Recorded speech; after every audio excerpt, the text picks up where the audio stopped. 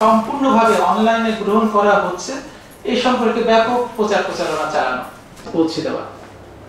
এছাড়াও সেবা গ্রহীতাদের সেবা সম্পর্কিত জেলার সকল শ্রেণী পেশার মানুষের মধ্যে ভূমি সংক্রান্ত সেবা সহজে প্রাপ্তির বিষয়ে সচেতনতা তৈরি হোক এই কামনা করছি।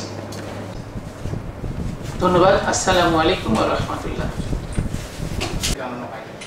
প্রধান সহ বলতে পারি যে আপনার কয়েকদিন আগে ওই জানানো হয়নি, তো আপনি যেহেতু জেলার কর্ণধার, যার পরে আপনার দৃষ্টি কিন্তু আপনার যে হিন্দু কল্যাণ ট্রাস্টের যে কর্মশালাটা হলো ওখানে অ্যাসোসিয়েশনের নেতৃবৃন্দ আছেন, তাদের সমন্বয়ে একটা গ্রুপ করা যেতে পারে। ওনারা যেন ভূমি সেবা নিশ্চিতকরণের লক্ষ্যে সরকার সারা দেশে আগামী 25 থেকে 27 মে পর্যন্ত 3 দিন ব্যাপী ভূমি সেবা এর জন্য ভূমি মেলা 2025 আয়োজনের সিদ্ধান্ত গ্রহণ করেছে। সেই সিদ্ধান্তের প্রেক্ষিতে আমাদের এই জেলাতেও আগামী 25 থেকে 27 মে ভূমি মেলা উদযাপন করা হবে বা আয়োজন করা হবে। এই ভূমি মেলাতে আমাদের ভূমির সাথে যেহেতু মানুষের নাড়ির সম্পর্ক, আমাদের প্রত্যাশা থাকবে যে ব্যাপক অংশগ্রহণ থাকবে।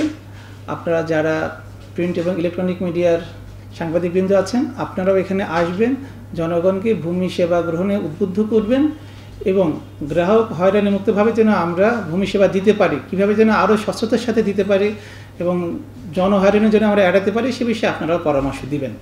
সেখানে আমরা জনগণকে উদ্বুদ্ধ করব এবং দেখাবো যে কিভাবে অনলাইনে এখন এলডি ট্যাক্স মানে ভূমি উন্নয়ন কর পরিশোধ করা যায়, এছাড়াও সহজে কীভাবে এলএকেসের ক্ষতিপূরণ পাওয়া যায়, এ সকল বিষয়গুলি সম্বন্ধে বিস্তারিত বর্ণনা করা হবে এবং এ সংক্রান্ত একটি পুস্তিকা, একটি বুকলেট প্রণয়ন করা হয়েছে, সেই পুস্তিকাটাও সেখানে থাকবে। আমরা জনসাধারণের মাঝে সেই পুস্তিকা বিতরণ করব। অর্থাৎ আমাদের লক্ষ্য হলো যে জনহয়রানিমুক্ত এবং দুর্নীতিমুক্ত ভূমি সেবা নিশ্চিত করা।